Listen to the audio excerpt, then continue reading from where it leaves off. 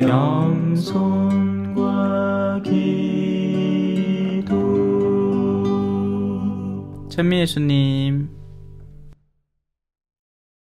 기운센 전화장사 무쇠로 만든 사람, 인조인간 로봇 마징가 제트, 우리들을 위해서만 힘을 쓰는 착하니 든든든든든든 나타나면 모두 벌벌벌 떠네. 든든든든든 무쇠팔 무쇠다리 로켓 주먹, 목숨이 아깝거든 모두 지켜라. 빰빠라빰빠라빰빠라빰빠라. 원래 마지막 날은 시험 치는 날인데 알죠? 네. 오늘 얼마나 맛있게 자시나 시험 칠 테니까 하시고 시작하겠습니다. 성부와 성자와 성령의 이름으로 아멘. 하늘에 계신 우리 아버지, 아버지의 이름이 거룩히 빛나시며 아버지의 나라가 오시며 아버지의 뜻이 하늘에서와 같이 땅에서도 이루어지소서. 오늘 저희에게 일용할 양식을 주시고 저희에게 잘못한 일을 저희가 용서하오니 저희 죄를 용서하시고 저희를 유혹에 빠지지 않게 하시고 악에서 구하소서. 아멘. 성부와 성자와 성령의 이름으로 아멘. 찬미 예수님. 아기다리 고기다리 던 마지막 시간입니다. 그죠? 네. 그래서 오늘로 신약 첫 번째 타임이 끝이 나는데 우리는 반 겨우 넘어섰죠. 네. 그래서 나머지는 집에서 천천히 묵상하시면서 읽어보시고, 만약에 내년도에 또 신청을 하신다면 그때는 신약의 이제 사도서간, 바오로서간 중에 하나를 택해서 하도록 하겠습니다. 물론 뭐 로마복음하고 고린토서를 했기 때문에 고린토 후서나 아니면 갈라티아서 쪽으로 들어가겠죠. 오늘은 23장으로 바로 넘어가도록 하겠습니다. 마테오라는, 그러니까 이 복음의 저자로 우리가 흔히 알고 있는 마테오라는 인물은 뭐랄까요, 굉장히 박식한 사람이에요. 그리고 그 박식한 가운데에서는 이런 전체적인 내용도 나름 디자인된 구조를 갖고 있습니다. 그래서 앞서는 진복팔단이 나왔다면 후자에는 이제 불행에 대한 선언이 또 나오는 거죠. 후자로 갈수록 이제 처음에는 떡밥을 띄우는 거고 사람을 슬슬 끌어당기는 여러 가지 구체적인 활동들, 치유 활동들, 기적 활동들이 이어진다면, 후자로 갈수록 이 계시에 숨겨져 있는 영역을 우리에게 거침없이 드러내고 훈련된 이들을 향한 강한 어조의 말투가 더 나옵니다. 요즘 우리가 연중 34주를 살고 있죠. 복음이 좀 그렇죠. 마음 편안하게 들을 수 있는 말씀들은 아니에요. 물론 우리가 어떤 상태로 준비되어 있느냐에 따라서 그게 오히려 희망의 메시지가 될 수도 있고, 반대로 우리에게 경각심을 주는 메시지가 될 수도 있습니다. 물론 이도 저도 아닌 채 그냥 미사 때우러 가는 사람들에게야 뭐 내가 어제 복음이나 오늘 복음이나 뭐 어제 독서나 오늘 독서나 그것은 그겠지. 예. 내일 나오는 말씀이 무네무네 드켈 파르신이란 말이 나오잖아요. 왕의 날수를 헤아려 보니 이게 이제 네가 살 때가 다 됐다.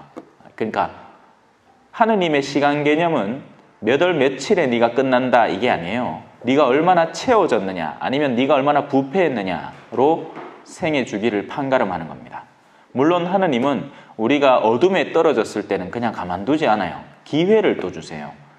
근데 어둠에 살짝 떨어지고 있는 때부터 기회를 막 던진다고 될 일이 아니겠죠. 사람이 한번 어둠도 심각하게 한번 쿵 부딪혀봐야 아픈 줄 아는 거예요. 그러고 나서야 비로소 하느님을 찾곤 하죠.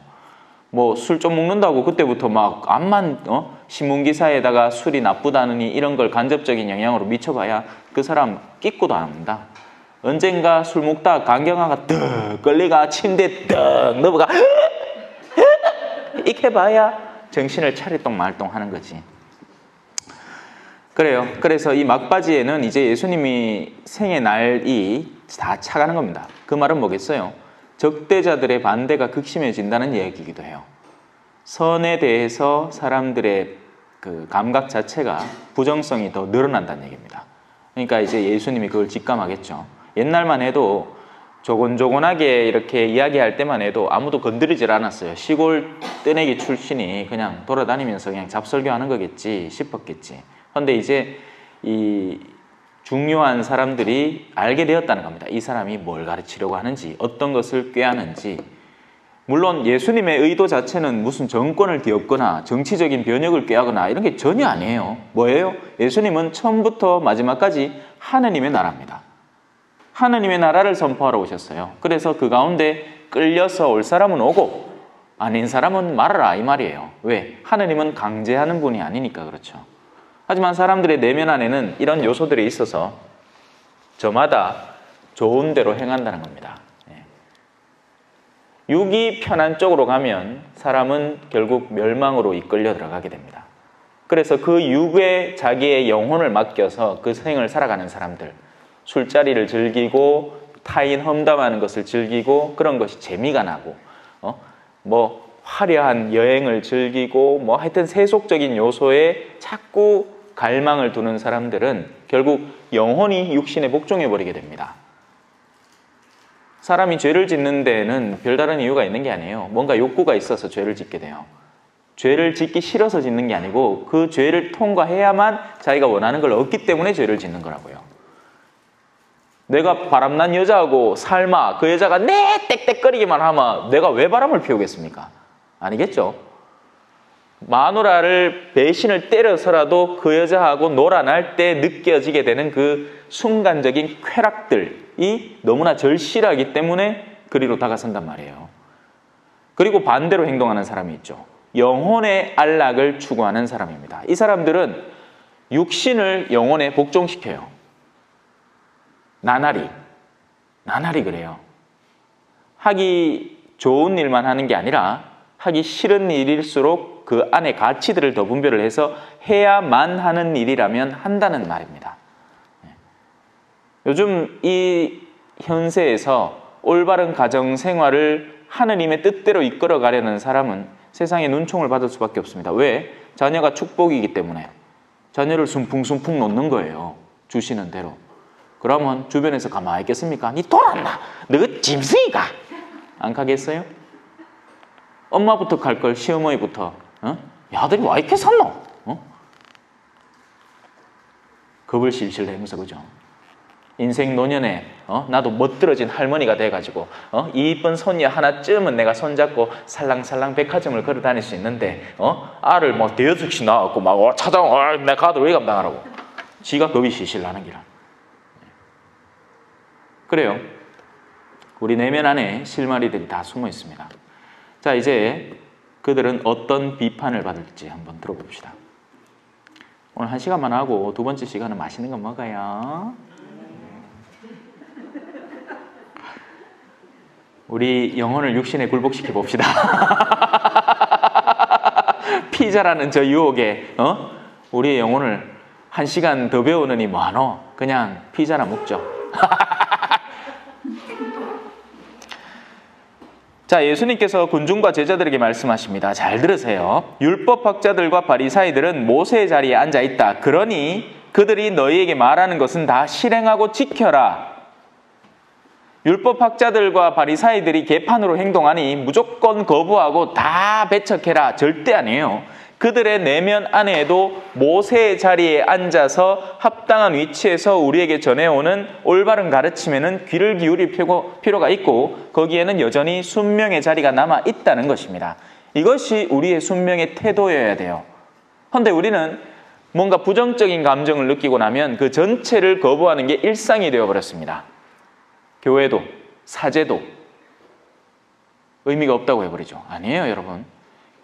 암만 그 사람이 인간적 약점이 있고 개인적인 유약함에 때로는 오류와 실수를 저지른다 하더라도 그가 여전히 사제직분 안에서 우리에게 정당하게 요구하는 것에는 순명할 태도가 되어 있어야 됩니다. 이게 신앙인의 어려움이죠.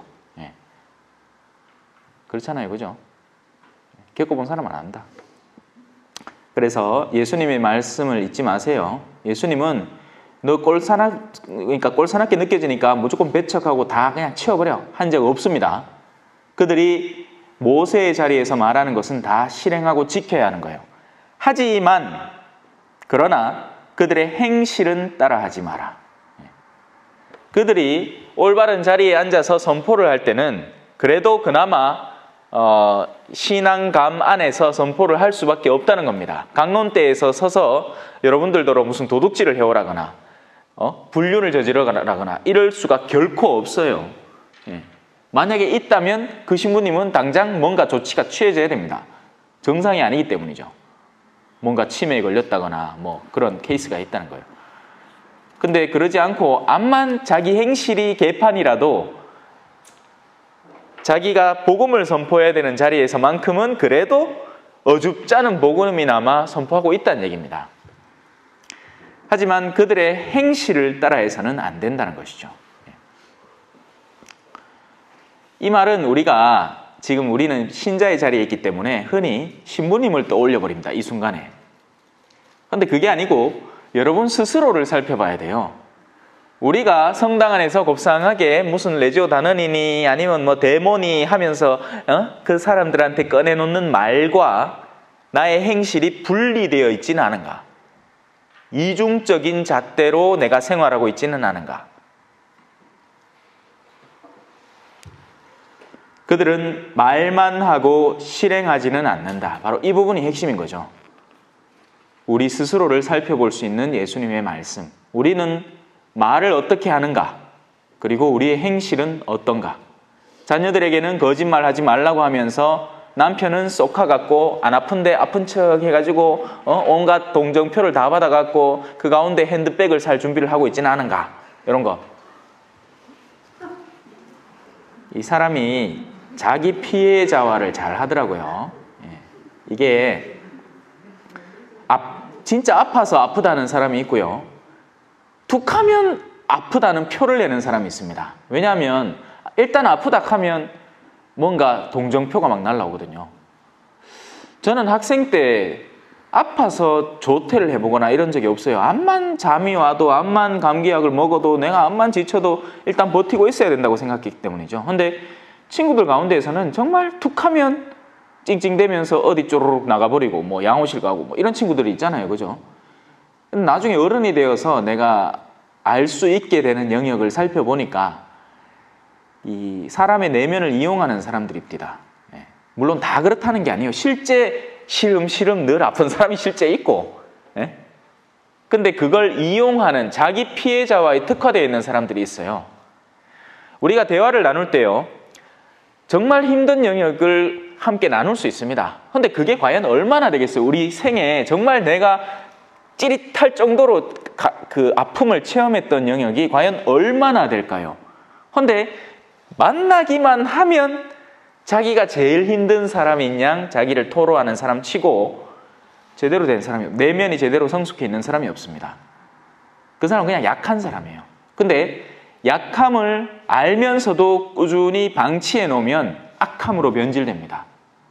그래서 그 약함이 악함이 되어버린 사람들도 있더라고요. 이건 심리적인 문제만은 아니에요, 여러분. 우리는 그래서 툭하면 심리학을 끌어다 댑니다. 아, 나는 이런 성향이 있기 때문에 이렇게 표현할 수밖에 없어. 아니요. 심리적인 그 가장 깊은 곳에는 선과 악의 문제가 생생히 숨쉬고 살아있어요. 심리적으로 약한 사람도 선에 충실하다 보면 자신의 약한 심리적 기제를 극복하기도 하고요. 심리적으로는 강하게 조성되어 있고 아주 좋은 환경에 건강한 부모 밑에서 출생하고 굉장히 바람직하게 자라왔지만 어느 순간인가 탐욕과 이기성에 자기를 몸담아서 그 튼튼하던 외견과 외양이 어둡게 변해버리는 사람들도 있습니다. 마약했는 사람들의 이전 사진과 이후 사진을 인터넷에서 한번 검색해 보세요. 처음부터 마약하는 존재로 태어난 사람이 아무도 없습니다. 그리고 그 마약이 사람을 얼마나 피폐하게 만드는지 한번 보세요. 마약 종류를 다 달라요. 알코올은 사람을 막 둥실둥실하게 막 코끝이 뻘겋게 눈이 개슴츠레하게 만들고, 어떤 약 뭐 코카인 같은 거는 또 사람 굉장히 막 맨날 활성화되어 있게 만드니까 막 기력이 쭉 빠져가 홀쭉하게 만들어버리고. 그것처럼 우리가 가장 영적인 내면 안에 어떤 긍정성과 부정성을 띠고 있느냐에 따라서 여러분들의 심리적 한계성도 극복될 수도 아니면 더 악화될 수도 있습니다. 그들은 무겁고 힘겨운 짐을 묶어서 다른 사람들 어깨에 올려놓고는 자기들은 그것을 나르는 일에 손가락 하나 까딱하려고 하지 않는다.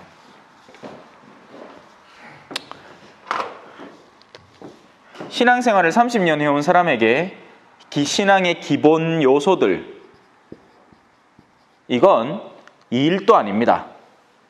이미 걷기를 시작한 아이에게 저기서 저까지 걸어가라 하는 것은 그냥 걸으면 되는 일이에요. 그때부터는 오리걸음을 시키거나 해야 땀을 좀 흘리죠. 그래서 이런 사람들이 이런 일을 하고 있다고 해서 그들이 이 일을 하고 있는 게 아니에요. 그들은 그냥 머물러 있는 겁니다. 우리 가운데 적지 않은 이들이 이렇게 살아가려고 해요. 내 벌써 많이 하고 있잖아. 아니요. 일을 안 하고 있어요. 하던 것만 하기 때문이죠. 오히려 열심한 사람들에게 일이라는 것은 자기가 하고 있는 일을 때로는 내려놓아 보는 것도 큰 일이 됩니다. 내가 봉사단체를 여러 개를 더 맡고 있잖아요. 그리고 또 잘해요. 못하는 것도 아니야. 잘하니까 일이 자꾸 주어지는데 이 사람은 오히려 용기 있게 이번에는 이런 일은 좀 가지를 치고 이것만 하겠습니다 하는 것이 도로 일이 됩니다. 안 해보던 영역을 채워나가는 거죠. 용기 있게 발언을 하고 가지를 쳐보고 자기의 삶을 단정하게 만들어보는 것이 일이 됩니다. 하지만 바닥부터 시작한 사람에게는 이 줄여든 일도 어마어마한 일이 됩니다.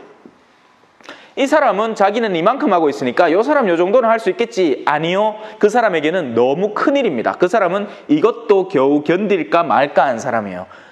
성호경만 제대로 걷는 것만 훈련하더라도 이 사람은 매일매일 일을 하고 있는 사람이에요.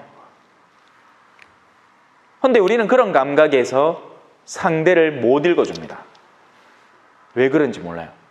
그래서 이게 제가 선교를 하면서 배운 건데요. 한국의 이 기본적인 교회상 안에서 기대치는 굉장히 높습니다, 여러분. 어마어마해요. 그래서 그걸 다 안 해도 돼요, 여러분. 다 안 해도 돼요, 여러분. 내주 안 해도 돼요. 묻지 말고 안 해도 돼. 에? 그리고 우리가 뭐 또 아침 저녁 기도 있잖아요. 에? 그것만 마치도 박수 쳐줘야 됩니다. 에?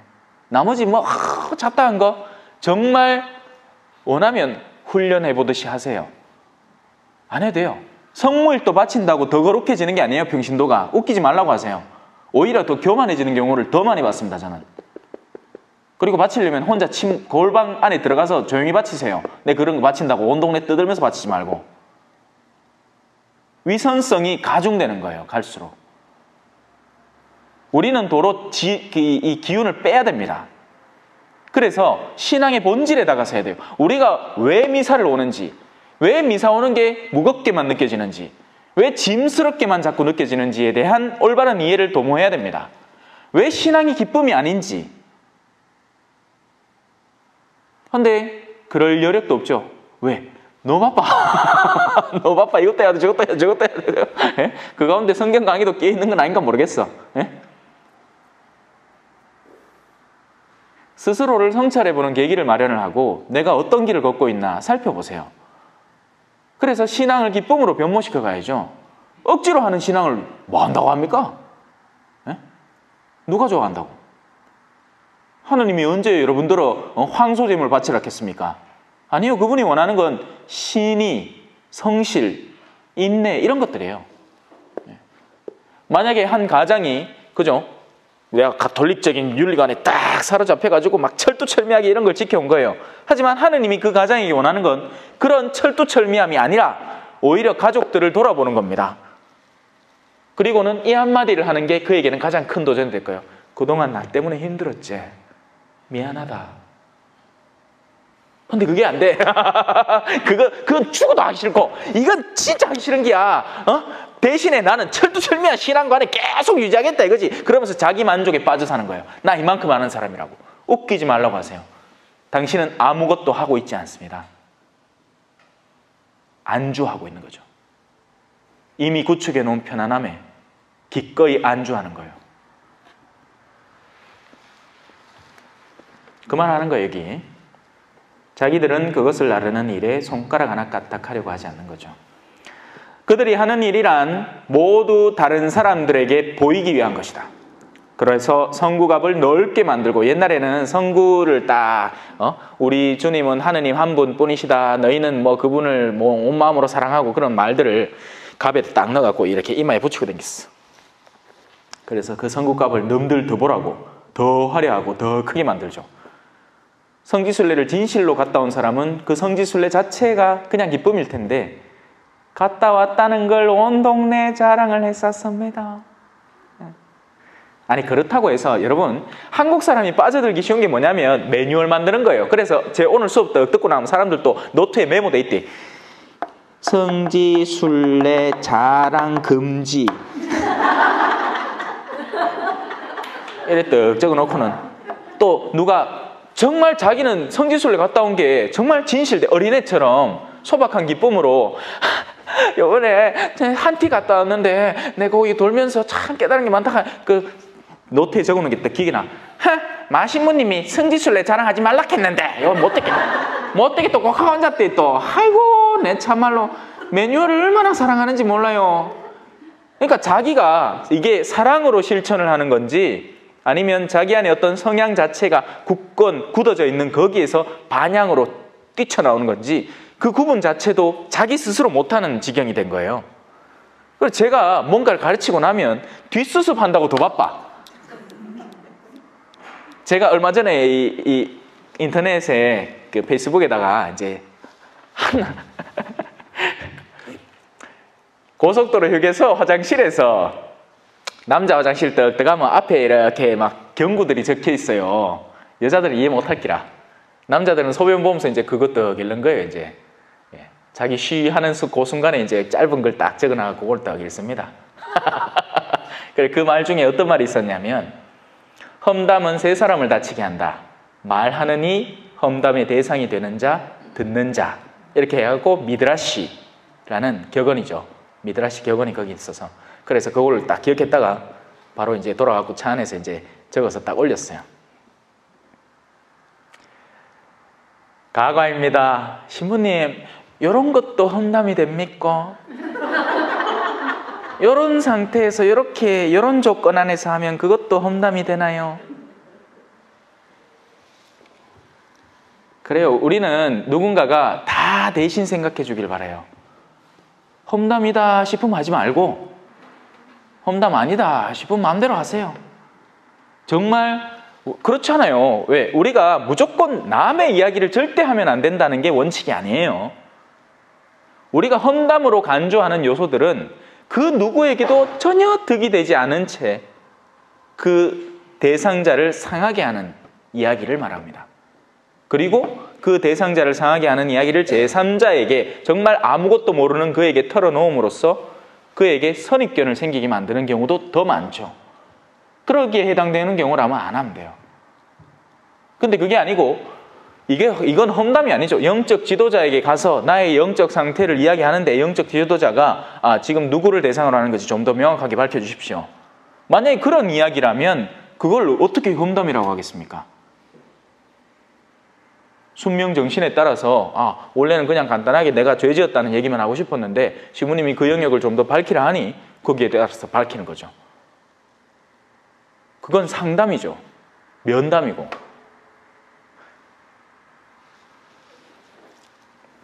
또 수업 끝나고 내한테 물으라. 시부님, 요거는 괜찮지요? 저는 아니겠지요?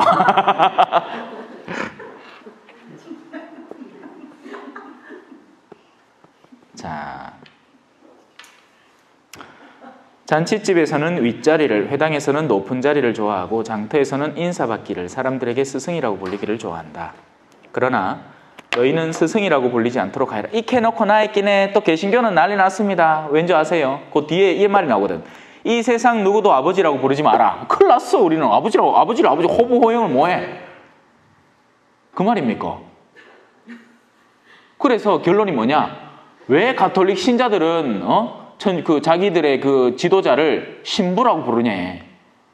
영적 아버지라고. 영어에서는 말 그대로 father니까. 스페인어에서는 padre고. 그 말 자체가 아빠, 아버지라는 말이니까. 우리는 이제 아빠, 아버지라는 말은 안 쓰지만 신부라는 말 속에 포함되어 있죠. 왜 그러니? 예? 어떻게 대답하실래요?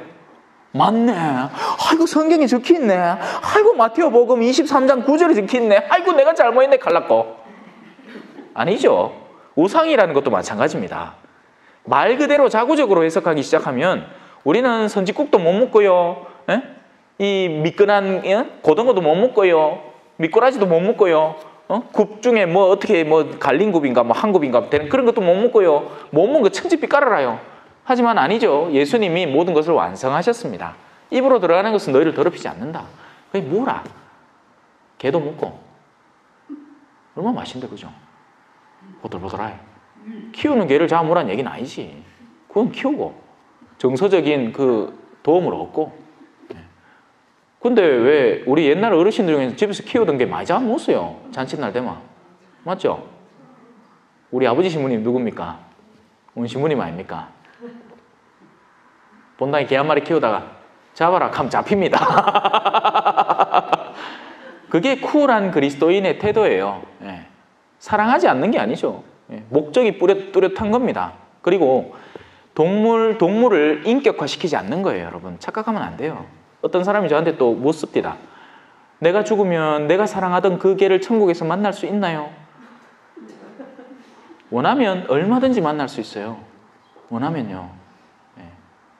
개는 본능에 따라 행동하는 각혼을 지닌 존재라서 인격성이 없습니다. 그들은 그 삶 자체가 자연성 안에 포함된 것이고 그런 자연성 안에 포함된 요소들은 피조물은 하느님의 자녀가 나타나길 기다리고 있어요. 그리고 자기들도 구원의 대상인 겁니다. 피조물들에겐 죄가 없잖아요. 나무가 죄를 어떻게 지어요? 그죠? 예? 동물들에겐 죄가 없어요. 그래서 그 죄 없는 무죄한 존재들은 영원 안에서도 우리가 마주할 수 있게 됩니다. 당연히. 문제는 우리지.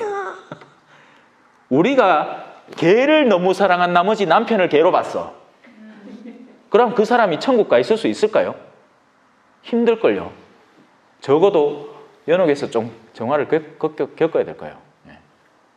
왜냐하면 인간을 본질적으로 인간으로 대할 수 있도록 훈련을 받아야 되니까. 안 가고 개를 너무 사랑한 거야. 왜? 개는 집에만 가면 꼬리를 쳐주거든. 하지만 남편의 본능 안엔 개의 본성이 없어요. 마누라가 집에 들어갈 때마다 남편이 왔어? 하면 얼마나 좋겠노?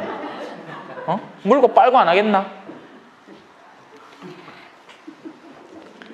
그게 남편이가 개지. 하느님은 질서를 세우셨습니다. 그래서 남성성 안에 이성적인 영역을 조금은 더 부여를 해주신 거고 능력치를 좀 더 넣어주셨어요. 이 활동의 능력치를요. 그래서 숙명의 구조도가 우리 여성분들이 집안에 만약에 남자가 있다면, 없다면 어쩔 수 없지만 있다면 가장 먼저는 그에게 우선권을 주는 게 합당합니다. 옆에서 자꾸 자녀들 꼬시 갖고 너가 아빠한테 반대해라. 그래, 정치하지 말고, 몬테꾸러. 아빠 하는 말 들으라. 그리고 자녀들 이 일을 이렇게 처리를 하다가 그러면 최종적으로 아빠한테 물어보자. 하는 그렇게 권위를 자꾸 줘야지. 아빠를 요즘 개무시하더라고요. 너가 아빠 하는 소리 듣지 마라. 아무짝에 저 팀이야, 너 팀이. 이렇게 하면 여러분들의 위치도 절대 존중받지 못합니다. 집에 권위가 없어지기 때문에 그래요. 질서가 사라져버리는 거죠. 하느님은 질서의 하나님이세요. 자, 그래서 스승이라고 불리지 않도록 하라라는 말은 스승의 대접 자체를 우리가 만끽하지 말란 이야기예요. 당연히 저는 지금 이 순간에는 여러분을 가르치니까 스승이죠. 선생님이죠. 하지만 제가 만약에 그 선생님인 걸 마치 내가 마치 성경 내가 쓴 것 맹키로 아이고 여러분들 뭐 그런 거 알고 계시십니까? 하면서 못되게 하면 그게 바로 내가 나를 스승으로 부르도록 종용하게 되는 거예요. 하지만 물론 이렇게 대놓고 막 교만하게 하지는 않지만 우리는 레지오 활동을 하면서 본당의 어떤 공동체 활동을 하면서 사람들이 나를 주목해 주기를 얼마나 간절히 바라고 있는지 모릅니다. 그래서 감투를 쓰고 싶어 하는 거죠. 그래서 우리에게는 스승이 없습니다. 우리의 오직 유일한 스승은 예수 그리스도예요. 특히나 신앙 안에서는 더욱 그렇습니다. 신앙생활의 본질적인 시작점 자체가 예수 그리스도로부터 시작된 거예요. 자, 또 이 세상 누구도 아버지라고 부르지 마라. 너희 아버지는 오직 한 분, 하늘에 계신 그분뿐이시다. 그리고 너희는 선생이라고 불리지 않도록 하여라. 너희 선생님은 그리스도 한 분뿐이시다. 너희 가운데서 가장 높은 사람은 너희를 섬기는 사람이 되어야 한다. 누구든지 자신을 높이는 이는 낮아지고 자신을 낮추는 이는 높아질 것이다. 자, 이거 계속 하다가는 시간이 안 될 것 같고 넘어갑시다. 원래 제가 이제 이 부분부터 시작을 해서 뭘 하려고 했냐면 예수님이 이제 적대자들에게 본격적으로 뭐랄까요? 어퍼컷을 날리기 시작합니다. 이전까지만 해도 가난한 이들, 아직 복음이 전파되지 않은 이들에 대해서 복음을 퍼뜨리는 일에 열중하셨어요. 우리가 앞서 배운 영역들이 바로 그런 영역들이에요. 사람들을 모으고 군중들을 모아서 밥을 먹여가면서까지도 복음을 전하고 하늘나라를 선포하고 그들의 치유를 돕고 삶을 일으키고 위로하고 회복하는 그런 시간을 거쳤다면 이제는 자신의 예언자적 사명을 본격적으로 드러내야 되기 때문에 거침없이 나아가기 시작하는 겁니다. 그러면서 23장 마지막 부분에는 예루살렘을 두고 한탄하기도 하세요.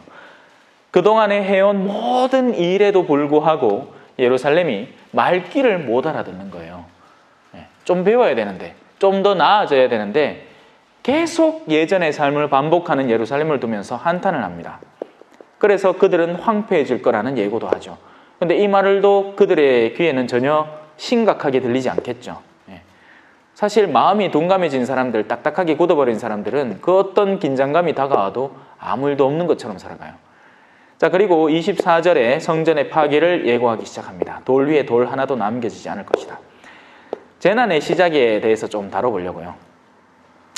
예수님께서 올리브산에 앉아 계실 때 제자들이 따로 예수님께 다가와서 여쭙습니다. 저에게 일러주십시오. 그런 일이 언제 일어나겠습니까? 또 스승님의 재림과 세상 종말의 표징은 어떤 것입니까? 때를 기다릴 수 있도록 도와달라. 그리고 그 때가 언제 다가오게 되는지 눈치채게 도와달라. 물론 제자들은 그래 내가 이제 예루살렘에서 생을 마감하고 나서 한 3년쯤 지나고 나면 너희에게 박해가 시작될 테니까 그때 준비하고 있다가 죽으라. 이런 말들을 들었으면 좋겠죠. 언제쯤 하느님이 나에게 다가오실까? 알면 그 직전에 준비하면 되잖아요. 그죠? 하지만 결코 그런 얘기를 예수님은 해줄 수가 없습니다. 저마다 각자에게 그 때가 차는 문제이기 때문에 하느님만이 알고 계세요. 그 시간은. 우리 각자의 생의 마감도 이 세상 전체의 종말도 마찬가지예요. 물론 시대의 징표를 읽어볼 수는 있죠. 그죠? 지금 정상은 아니에요. 불과 몇십 년 사이에 우리가 누리던 그 깨끗한 시냇물들이 전국 각지에서 다 사라져가고 없습니다. 계곡이란 계곡은 전부 다 삼계탕집으로 변해 있고, 그죠? 정상이라고 불릴 수 있는 영역이 이제 갈수록 입지가 좁아지고 우리가 마시는 물, 숨쉬는 공기 모두가 더럽혀지는 판이 됐잖아요. 거기에다가 평균 기온도 엄청 상승하는 시간이 다가오고 있습니다. 하지만 이런 재난의 시작에도 불구하고 아직 마지막이 아니에요. 몰라요. 그리고 더 큰 마지막은 여러분의 내면에서부터 준비되어 가야 되는 겁니다. 마지막을 사는 사람에게는 마지막이고 아직도 때가 한참 멀었구나 싶은 사람에게는 갑자기 다가오는 재앙이 될 거예요. 너희는 재앙이 다가올 때쯤 어떤 일이 벌어지느냐? 이런 일이 벌어집니다. 너희는 누구에게도 속는 일이 없도록 조심하여라. 속이는 자들이 가장 먼저는 다가옵니다. 그리고 속일 거예요. 낮은 단계의 속임은 이런 거예요. 야, 한잔하고 가자. 괜찮다. 이런 일상의 지극히 낮은 단계에 우리를 세속으로 이끄는 움직임들부터 시작을 할 거예요. 그리고 신앙으로 나는 좀 다져졌다. 근데 여기서 또 속임이 들어옵니다. 어떤 속임일까요? 좀에만 더 배워보지. 어? 야, 저 마신부님이 하는 강의는 맨날 똑같은 얘기 하는 거고, 그 유튜브 그거 좀에만 보면 금방 다 알 수 있는 거고, 요 새로운 가르침을 주는 분이 계시는데 우리 성경 공부하러 그거 한번 가보자. 뭐겠어요, 그거 뭐? 여러분, 제가 공신력 있는 근거를 바탕으로 얘기하는 겁니다.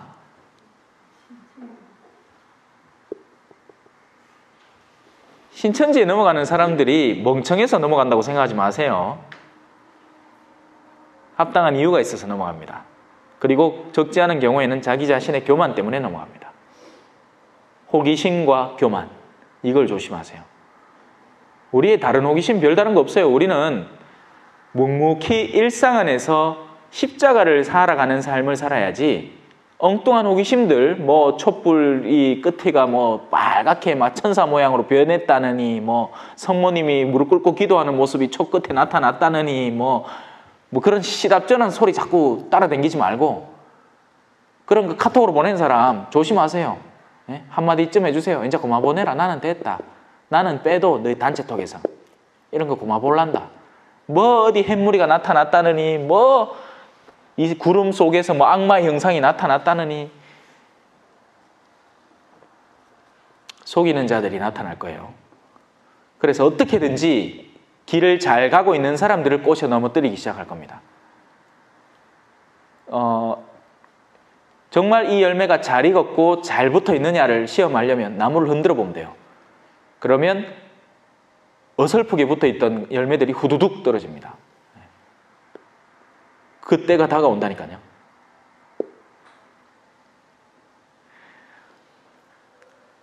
난 지금까지 신앙생활 잘해왔어. 착실하게 주일미사도 빠지지 않고 평일미사도 성실하게 나가고. 근데 갑자기 우리 아 중에 하나가 죽겠다고 또 뭐 아니면 갑자기 엄마 밉다고 뭐 난리를 칩니다.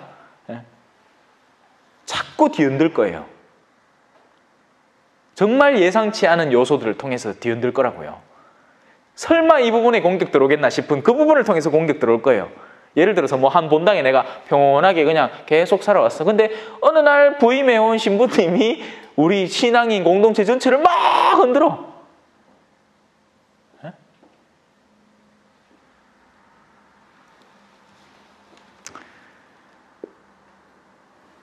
자, 누구에게도 속는 일이 없도록 조심하세요. 많은 사람이 내 이름으로 와서 내가 그리스도다 하는 사람 치고 제대로 사는 사람은 없습니다. 그러니까 그런 사람일수록 더 경계령을 발휘합니다. 조심하세요. 당연히 신천지 이만희, 또 JMS 정명석, 통일교 문선명 벌써 죽었죠.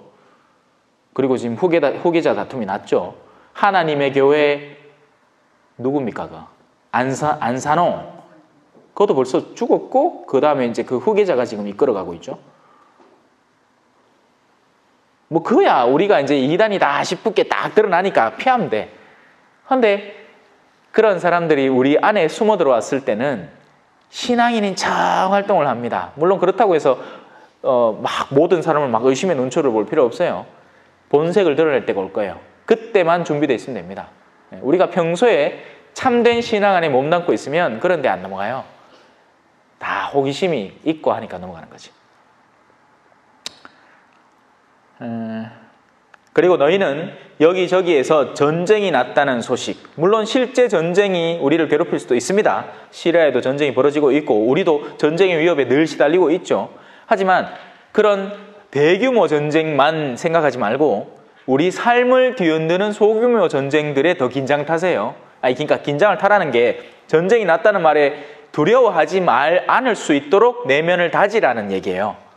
왜냐하면 그런 소식들이 계속 들려올 테니까. 불안해하지 않도록 주의하여라. 이 말에 줄을 쫙 꺼놓으세요. 불안해하지 마세요. 그 어떤 나를 뒤흔드는 소식이 들려오더라도. 우리 남편이 직장을 잃었다. 그럼 생애 전쟁이 다가오는 거죠. 불안해하지 마세요. 별일 없을 거예요. 우선 아이폰을 잠금 해제하셔야. 네, 불안해하지 마세요. 아이폰이 자신을 잠금 해제해달라고 해도. 그러한 일은 반드시 벌어지겠지만 그것은 아직 끝이 아니다.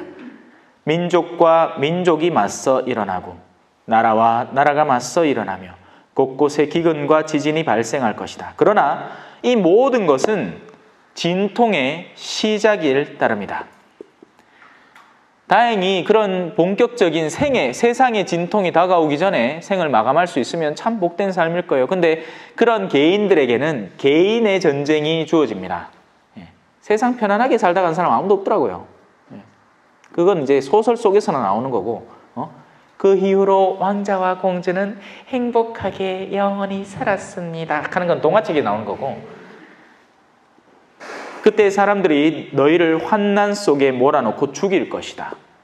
이유는 예수 그리스도를 믿는다는 이유 때문에 그래요. 각오하고 있으라고요.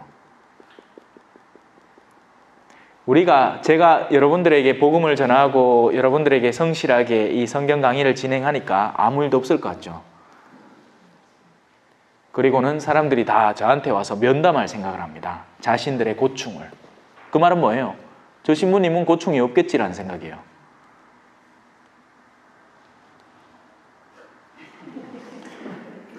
겪어보기 때문에 이야기해 줄 수 있는 거예요, 여러분.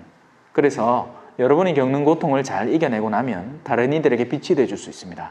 낙태의 경험을 갖고 계세요? 하느님 안에서 올바른 신앙으로 극복해내버리세요. 그러면 아직도 그 유혹에 시달릴 수많은 젊은이들을 빛으로 이끌어줄 수 있어요. 우리가 중요한 게 아니에요. 우린 도구들이에요.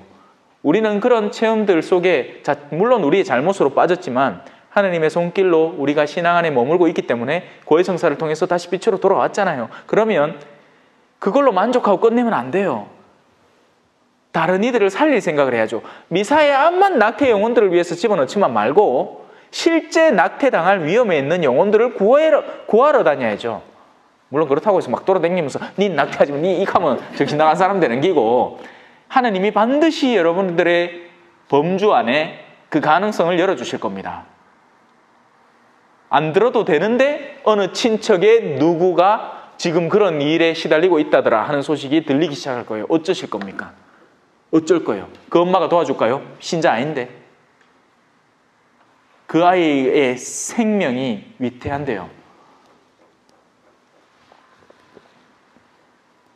그래서 우리가 복음을 구체적으로 전하는 활동에 몸담다 보면 진통이, 환난이 다가올 수밖에 없어요. 사람들은 자기 편한 소리만 듣고 싶어 하거든요. 너희는 바로 그런 내 이름 때문에 하는 모든 말과 행동들 때문에 모든 민족들에게 미움을 받게 될 거예요. 그러면 많은 사람이 떨어져 나가 서로 팔아넘기고 서로 미워하며, 그죠?